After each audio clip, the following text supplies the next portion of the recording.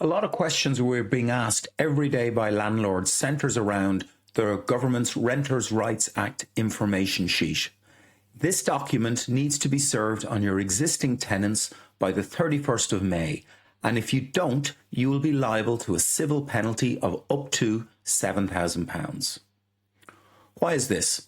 Well, it's because the way that we let to tenants is changing radically when the Renters' Rights Act comes into force on the 1st of May.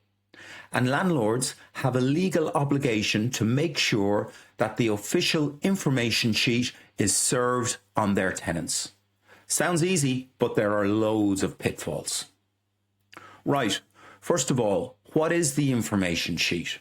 Well, the information sheet is an official 4-page document produced by the government which you need to download from the government website. The information sheet explains to your tenants how the Renters' Rights Act will change a normal assured short-hold tenancy automatically into an assured periodic tenancy. That's a rolling tenancy on the 1st of May. No more fixed terms or lease end dates. It goes through the end of fixed terms and how landlords need to use the Section 13 process if they want to increase the rent. It also says that tenants can challenge that rent in the first tier tribunal. It also explains that no new Section 21 notices can be issued from the 1st of May. Instead, landlords will need to have a reason for possession using one of the Section 8 grounds. It confirms that tenants will need to give 2 months' notice to end a tenancy and confirms they have a right to request a pet and that landlords cannot unreasonably refuse. It also explains that these rules have been introduced by law. They're compulsory and landlords cannot put anything into a tenancy agreement to change or override them. And if they do, they're just not valid and the landlord will be heavily fined. So how do landlords need to serve the information sheet on their tenants? Well, the government guidance is very clear. You must first download the information sheet from the government website. You must give the exact PDF found on the government website.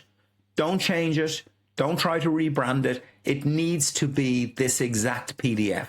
And you must provide this to your tenants, either by printing a hard copy and posting it to them, or giving it to them by hand, or sending the PDF electronically as an attachment. But you must not text or email a link to the PDF to the tenant, as this will not be deemed valid service. There are a number of things you need to consider.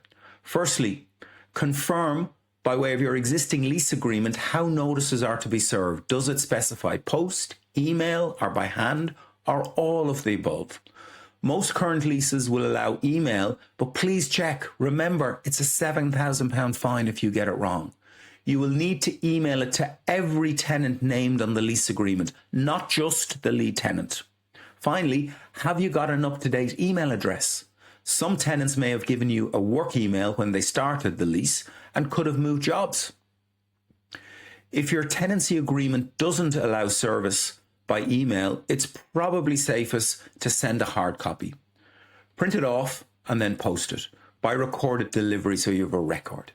You can also send it to them electronically purely as a backup. The government is also crystal clear that you do not need to make any changes to your existing tenancy agreement. But critically, you do need to be able to evidence that you have served the information sheet correctly on all tenants before the 31st of May. A sent email receipt, a photo of the letter being hand-delivered into the house, recorded delivery, etc. Just keep a record of how you've served the information sheet and any acknowledgement that you get from your tenants. But what happens if you don't have a written agreement or anything in writing about the tenancy? So in effect, it's purely a verbal agreement. Well, then don't serve the information sheet. But what you will need to do is to serve what's called a written statement of terms. And if you use a letting agent to manage your property, well, the responsibility sits with you as landlord to make sure it's done. So check with your agent. But your agent is also legally obliged to serve it on your behalf, even if you have already done it. So what about for new tenancies from the 1st of May? Well, it's critically important that you don't use old assured short-hold tenancy agreements, because all new tenancies from the 1st of May must not be for a fixed term, and they must contain compulsory terms and informations. If you keep on using your old agreement or draft something yourself, you might not comply with the new rules for assured periodic tenancies, and you could get a civil penalty of up to £7,000 for each breach. So look, there are loads of new rules coming into effect on the 1st of May. If you are worried about any of these changes, please do drop me in line and we can talk you through what you need to do to stay compliant and avoid those big fines. Thank you.